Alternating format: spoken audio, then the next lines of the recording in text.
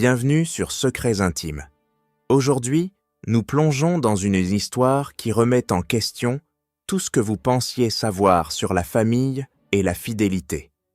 Connaissez-vous vraiment votre partenaire et sa famille?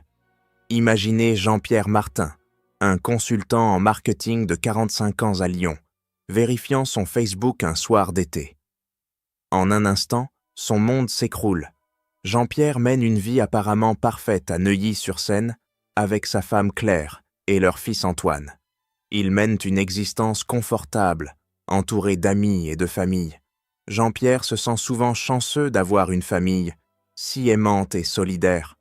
Cependant, ce soir-là, une simple notification Facebook va bouleverser sa paix. Jean-Pierre découvre un message du cousin de Claire, Olivier, exprimant un désir passionné. Cette révélation vous fera repenser la solidité des liens familiaux et la profondeur de la trahison. En lisant le message, Jean-Pierre réalise que sa vie est sur le point de changer à jamais. Parfois, les plus grandes menaces viennent du cœur de ce que nous tenons pour sacré, la famille. Jean-Pierre Martin, un consultant en marketing respecté, mène une vie enviable. À 45 ans, il a construit une carrière réussie et une belle maison à Neuilly-sur-Seine. Sa femme, Claire, est une graphiste freelance de 42 ans qui jongle entre son travail et l'éducation de leur fils de 6 ans, Antoine. Leur vie semble parfaite, remplie d'amour, de rire et de stabilité. Chaque matin, Jean-Pierre embrasse Claire avant de partir au travail, reconnaissant pour sa famille. Claire, avec sa beauté naturelle et son esprit créatif, est le pilier de leur foyer. Antoine, bien qu'il ne soit pas le fils biologique de Jean-Pierre, a été élevé par lui depuis sa naissance, créant un lien indéfectible entre deux. Les week-ends sont souvent passés en famille et entre amis. Le cousin de Claire, Olivier, et sa femme, Sophie, sont des visiteurs fréquents. Jean-Pierre apprécie ces rassemblements, trouvant en Olivier un ami avec qui il partage l'amour du football et des bonnes conversations. Sophie et Claire, quant à elles, se lignent autour de leurs intérêts communs pour l'art et la mode. « Tu as de la chance d'avoir une famille si soudée », dit souvent Jean-Pierre à Claire, ignorant l'ombre fugace qui traverse parfois ses yeux à ces mots.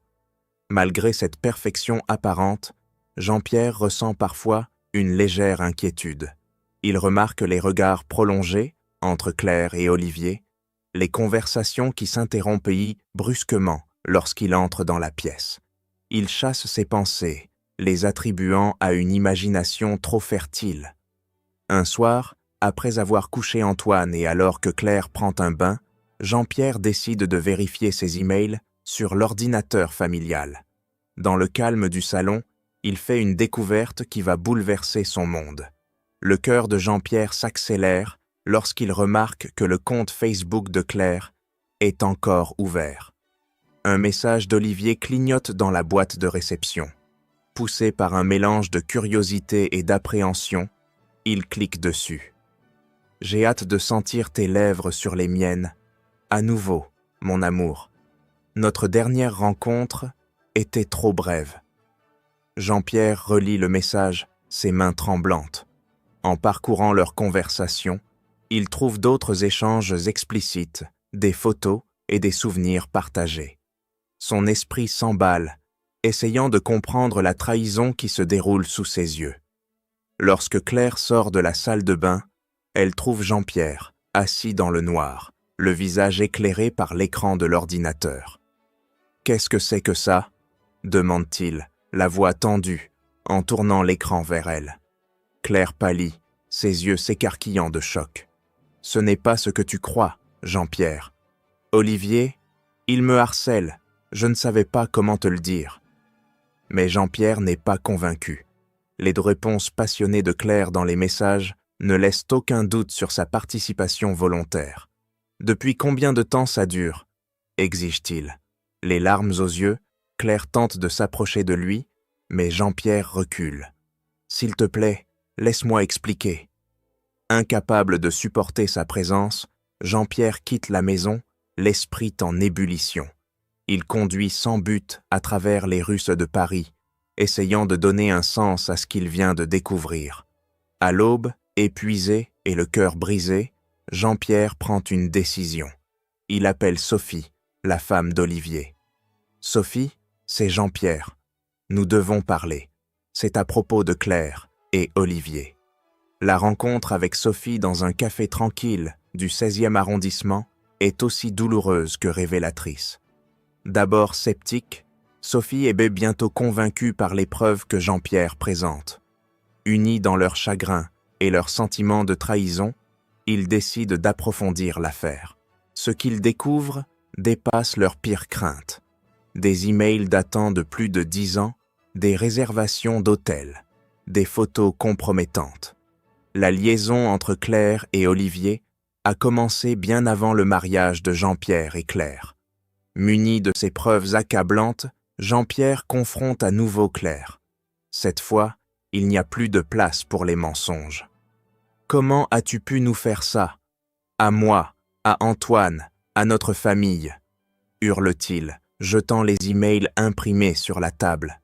Claire, brisée et en sanglots, avoue tout. « Ça a commencé quand nous étions adolescents. Je pensais que ça finirait quand je t'ai rencontré, mais... » « Mais quoi? Tu as continué pendant des années, Claire, avec ton propre cousin, » l'interrompt Jean-Pierre, dégoûté. La nouvelle se répand comme une traînée de poudre dans la famille. Les parents de Claire, horrifiés, oscillent entre la colère contre leur fille et le désir de la protéger. La mère d'Olivier s'évanouit en apprenant la nouvelle, tandis que son père menace de le déshériter. Au milieu de ce chaos, Jean-Pierre pense à Antoine. Comment expliquer à un enfant de 6 ans que sa mère et son oncle ont détruit leur famille? Sophie, quant à elle, quitte Olivier le jour même, emmenant leur fille avec elle. Elle trouve refuge chez ses parents, incapable de rester dans la maison qu'elle partageait avec l'homme qui l'a trahie pendant si longtemps. Alors que le scandale éclate, Jean-Pierre trouve un calme inattendu. Il a pris sa décision. Le lendemain matin, il demandera le divorce et se battra pour la garde d'Antoine. Une chose est certaine, la vie qu'il connaissait est terminée, et un avenir incertain s'ouvre devant lui. Dans les jours qui suivent, Jean-Pierre quitte le domicile conjugal, le cœur lourd mais résolu. Il trouve un petit appartement dans le 15e arrondissement, assez proche pour rester impliqué dans la vie d'Antoine. Chaque adieu avec son beau-fils est déchirant, l'enfant ne comprenant pas pourquoi son papa ne vit plus à la maison. « Je serai toujours là pour toi, mon garçon », promet Jean-Pierre à chaque visite, serrant Antoine fermement, conscient que tenir cette promesse sera un défi monumental. Pendant ce temps, la famille de Claire est en pleine tourmente. D'abord furieux contre Jean-Pierre pour avoir exposé le scandale, ils commencent à saisir l'ampleur de la trahison de Claire. La mère de Claire, déchirée entre soutenir sa fille et se sentir répugnée par ses actions, la confronte. « Comment as-tu pu faire ça à ta famille, à ton mari ?» demande-t-elle, les larmes coulant sur son visage. Sophie, quant à elle, se rapproche de Jean-Pierre, trouvant en lui une oreille compatissante et compréhensive. Ils se rencontrent régulièrement dans un café près de la Tour Eiffel, partageant leur douleur et leur colère. « Je ne sais pas comment avancer », confie Sophie un jour, les yeux rouges de pleurs. « Toute ma vie semble être un mensonge. » Jean-Pierre pose une main réconfortante sur la sienne, un geste qui suscite en lui une chaleur inattendue. « Nous y arriverons ensemble », promet-il, surpris par la sincérité de ses mots. Au fil des semaines, de nouvelles révélations viennent alourdir le fardeau de Jean-Pierre.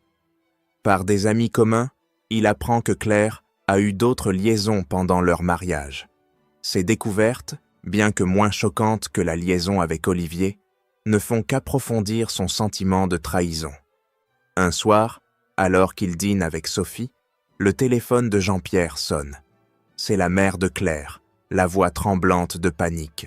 « Olivier a tenté de se suicider », annonce-t-elle. « Il est à l'hôpital, Necker. » Jean-Pierre et Sophie se précipitent à l'hôpital, poussés plus par le devoir que par une réelle inquiétude. Il trouve Claire, dévastée, dans la salle d'attente. Pour la première fois depuis des semaines, Jean-Pierre ressent une pointe de pitié pour elle. « Comment va-t-il » demande Sophie, la voix tendue. « Ils ont réussi à le stabiliser » répond Claire, entre deux sanglots.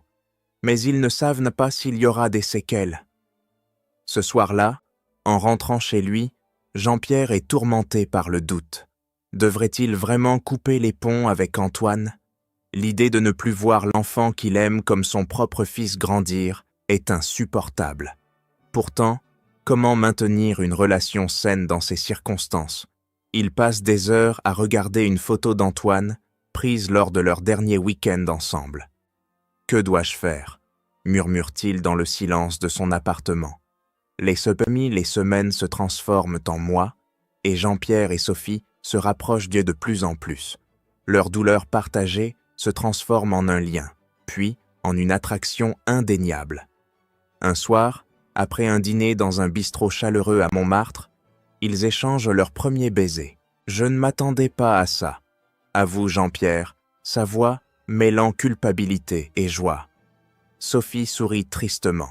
« Moi non plus, mais peut-être que c'est ce dont nous avons besoin pour avancer. » Leur relation naissante est accueillie avec des réactions mitigées.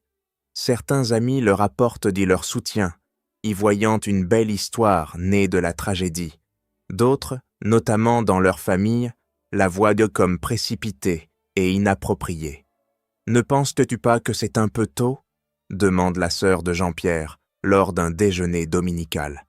Jean-Pierre soupire. « La vie est trop courte pour les regrets.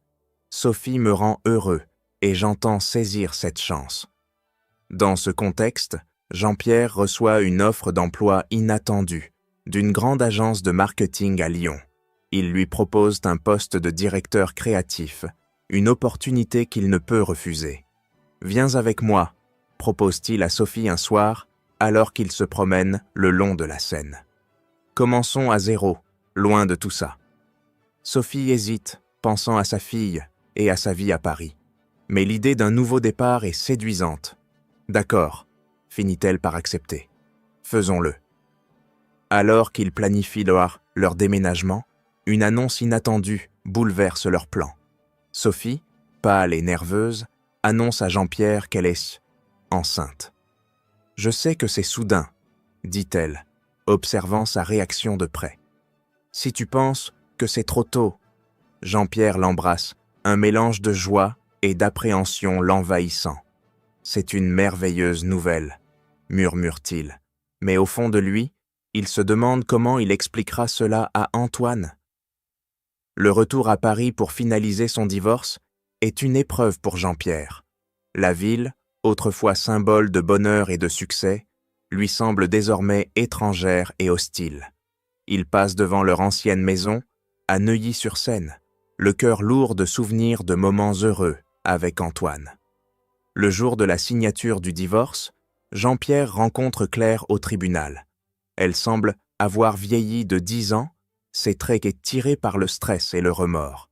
« Je suis désolée, Jean-Pierre », murmure-t-elle en attendant. « Je sais que ça ne change rien, mais je le suis vraiment. » Jean-Pierre la regarde, partagé entre la colère et la pitié. « Pourquoi, Claire ? Pourquoi as-tu tout détruit ?» Elle secoue la tête, les larmes aux yeux. « Je ne sais pas. J'étais perdue, confuse. Je pensais pouvoir tout avoir. » Leur conversation est interrompue par l'arrivée d'Antoine, accompagné de sa grand-mère. Le petit des garçons court dans les bras de Jean-Pierre, ignorant la tension entre les adultes. « Papa, tu me manques », sanglote Antoine. « Quand est-ce que tu rentres à la maison ?» Jean-Pierre sent son cœur se briser. Comment expliquer la complexité de la situation à un enfant de 6 ans ? « Antoine, mon garçon », commence-t-il, cherchant les mots justes. Parfois, les adultes doivent prendre des décisions difficiles. Après cette rencontre déchirante, Jean-Pierre apprend par l'avocat de Claire qu'elle suit un traitement pour addiction aux médicaments. Cette révélation tardive jette une nouvelle lumière sur les événements des derniers mois.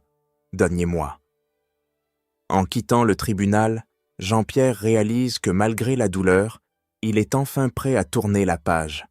Le déménagement à Lyon marque le début d'un nouveau chapitre pour Jean-Pierre et Sophie. Leur appartement dans le quartier de la Croix-Rousse offre une vue imprenable sur la ville, symbole de leur nouveau départ. Jean-Pierre se plonge dans son nouveau rôle de directeur créatif, trouvant du réconfort dans la créativité et les défis de son travail. La grossesse de Sophie progresse, apportant à la fois joie et anxiété. Un soir, alors qu'il décore la chambre du bébé, Sophie remarque l'expression pensive de Jean-Pierre. « Tu penses à Antoine, n'est-ce pas ?» demande-t-elle doucement. Jean-Pierre hoche la tête. « Je me demande s'il me pardonnera un jour d'être parti. » Sophie l'entoure de ses bras. « Tu es un homme bon, Jean-Pierre. Antoine le sait, et un jour, il comprendra. » La naissance d'Élise, un jour de juillet chaud, est un moment de bonheur pur. En tenant sa fille pour la première fois, Jean-Pierre ressent un puissant mélange d'amour et de culpabilité. Comment peut-il être si heureux alors qu'il a laissé Antoine derrière lui? Les premiers mois avec Élise sont un tourbillon d'émotions. Entre les nuits sans sommeil et les moments tendres, Jean-Pierre et Sophie apprennent à naviguer ensemble dans la parentalité. Pourtant, l'ombre de leur passé persiste. Peut-être devrions-nous voir un thérapeute, suggère Sophie un soir après qu'Élise se soit enfin endormie. Pour nous aider à gérer tout ça? Jean-Pierre hésite, puis acquiesce. Tu as la raison, nous avons besoin d'aide pour vraiment aller de l'avant. 1 an après leur déménagement à Lyon, Jean-Pierre et Sophie ont trouvé un semblant d'équilibre. La thérapie les aide à affronter leur traumatisme passé, et Élise grandit, devenant le centre de leur monde. Jean-Pierre maintient un contact régulier avec Antoine par des appels téléphoniques et des vidéoconférences, mais ces interactions virtuelles ne peuvent de remplacer sa présence physique. Un jour, Jean-Pierre reçoit un appel inattendu de Claire. « Antoine a des problèmes à l'école », explique-t-elle, la voix tendue. « Il est en colère, se bat. Les enseignants pensent que c'est à cause de notre séparation. » Jean-Pierre ressent une vague de culpabilité. « Que puis-je faire ?» demande-t-il désespéré. « Peut-être pourrait-il passer du temps avec toi, à Lyon ?» suggère Claire hésitante. L'idée remplit Jean-Pierre d'un mélange de joie et d'anxiété. Comment expliquera-t-il la présence d'Élise? Comment gérera-t-il cette nouvelle dynamique familiale? Sophie, voyant son tourment, le rassure. « C'est une bonne idée. Antoine fait partie de ta vie, de notre vie. » Les les jours précédant la visite d'Antoine, sont remplis d'anticipation et de nervosité. Jean-Pierre prépare méticuleusement la chambre d'Antoine, y plaçant des photos de leurs moments heureux ensemble. Il veut que son fils se sente chez lui, malgré les changements. Quand Antoine arrive enfin, Jean-Pierre est frappé par combien il a grandi. Le garçon hésite un instant avant de courir dans les bras de son père. « Tu m'as tellement manqué, papa », murmure Antoine. Jean-Pierre sent les larmes monter. « Toi aussi tu m'as manqué, mon garçon, toi aussi. » Cette visite marque le début d'un fragile nouvel équilibre. Jean-Pierre sait que la route sera longue et difficile, mais pour la première fois depuis longtemps, il sent qu'il est sur la bonne voie. Avec Sophie, Élise et Antoine, de nouveau dans sa vie, il commence à voir un avenir où le bonheur n'est pas seulement un concept lointain, mais une réalité tangible. Les premiers jours sont marqués par une série d'ajustements. Antoine est curieux de découvrir Élise, sa demi-sœur, et d'explorer sa nouvelle maison. Jean-Pierre et Sophie font de leur mieux pour créer un environnement chaleureux et accueillant. « Pourquoi as-tu un bébé ici, papa ?» demande Antoine un soir, ses yeux innocents remplis de curiosité. Jean-Pierre prend une profonde inspiration. « Élise est ta sœur, Antoine. Sophie et moi sommes ensemble maintenant, et elle fait partie de notre famille. » Antoine semble accepter cette explication, mais Jean-Pierre sait qu'il faudra du temps pour qu'ils comprennent pleinement. Ils passent leur journée à explorer Lyon, visitant des parcs et créant de nouveaux souvenirs. Peu à peu, Antoine commence à s'ouvrir, sa colère initiale et sa confusion, laissant place à l'acceptation. Jean-Pierre continue de jongler entre son travail exigeant et ses responsabilités de père. Le soutien de Sophie est inestimable et leur relation se renforce à mesure qu'ils affrontent ensemble ces nouveaux défis. Ils continuent de suivre des séances de thérapie, travaillant à travers leur passé et construisant une base solide pour leur avenir. Un soir, alors qu'ils sont assis sur le balcon surplombant la ville, Sophie se tourne vers Jean-Pierre. « Penses-tu que nous faisons ce qu'il faut ?» demande-t-elle, la voix empreinte de préoccupation. Jean-Pierre la regarde, puis regarde Élise et Antoine jouer ensemble. « Oui, je le pense. Ce n'est pas facile, mais nous construisons quelque chose de réel, de solide. » Les mois passent et le lien entre Jean-Pierre et Antoine se renforce. Ils parlent du passé, des erreurs commises et des leçons apprises. Antoine commence à comprendre les complexités des relations adultes et pardonne à son père d'être parti. Jean-Pierre trouve la paix dans sa nouvelle vie. Il a appris que la confiance est fragile, mais qu'elle peut être reconstruite. Il a découvert que l'amour peut émerger des cendres de la trahison. Malgré les difficultés, il regarde l'avenir avec espoir et détermination. Le retour à Lyon avec Antoine est à la fois joyeux et difficile. Jean-Pierre, Sophie et Élise l'accueillent à bras ouverts, mais l'adaptation n'est pas sans défi. Antoine est curieux de découvrir Élise, sa nouvelle demi-sœur, et les dynamiques de cette famille recomposée. « Pourquoi as-tu un bébé ici, papa ?»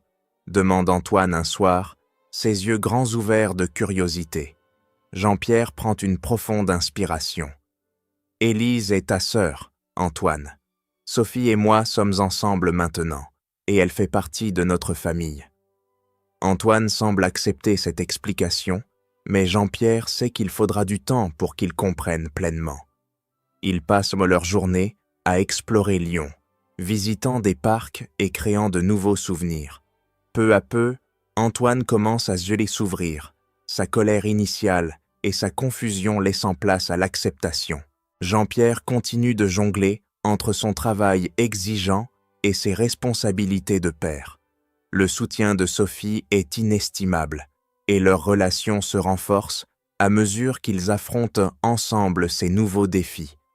Ils continuent de suivre des séances de thérapie, travaillant à travers leur passé et construisant une base solide pour leur avenir. Un soir, alors qu'ils sont assis sur le balcon surplombant la ville, Sophie se tourne vers Jean-Pierre. « Penses-tu que nous faisons ce qu'il faut ?» demande-t-elle, la voix empreinte de préoccupation. Jean-Pierre la regarde, puis regarde Élise et Antoine jouer ensemble. « Oui, je le pense. Ce n'est pas facile, mais nous construisons quelque chose de réel, de solide. » Les mois passent et le lien entre Jean-Pierre et Antoine se renforce. Ils parlent du passé, des erreurs commises et des leçons apprises. Antoine commence à comprendre les complexités des relations adultes et pardonne à son père d'être parti. Jean-Pierre trouve la paix dans sa nouvelle vie. Il a appris que la confiance est fragile, mais qu'elle peut être reconstruite. Il a découvert que l'amour peut émerger des cendres de la trahison. Malgré les difficultés, il regarde l'avenir avec espoir et détermination. 1 an après la découverte qui a tout changé, Jean-Pierre contemple sa nouvelle vie avec un mélange de gratitude et de mélancolie.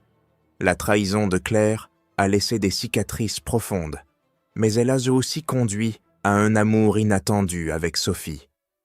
En tenant Élise dans ses bras, Jean-Pierre se demande comment il expliquera un jour cette histoire compliquée à sa fille. La visite d'Antoine a été un tournant, apportant à la fois joie et défi.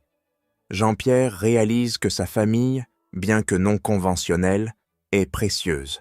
Il a appris que la confiance est délicate, que l'amour peut naître de la trahison et que la famille n'est pas toujours définie par le sang. Malgré les difficultés, Jean-Pierre regarde l'avenir avec espoir. Sa relation avec Sophie se renforce chaque jour, et le lien avec Antoine, bien que complexe, reste intact. Il sait que le chemin à venir sera long, mais il est prêt à affronter les défis avec l'amour de sa nouvelle famille et les leçons qu'il a apprises. Avez-vous déjà été confronté à la trahison? Comment avez-vous géré la situation? Partagez vos pensées dans les commentaires. Ne manquez aucune histoire choquante de secrets intimes. Abonnez-vous maintenant et activez les notifications pour plus de révélations percutantes sur la trahison et la vengeance. Rappelez-vous, dans le jeu de l'amour et de la trahison, la vérité a toujours le dernier mot. Mais parfois, c'est dans les ruines de nos vies de passé que nous trouvons les fondations de notre bonheur futur.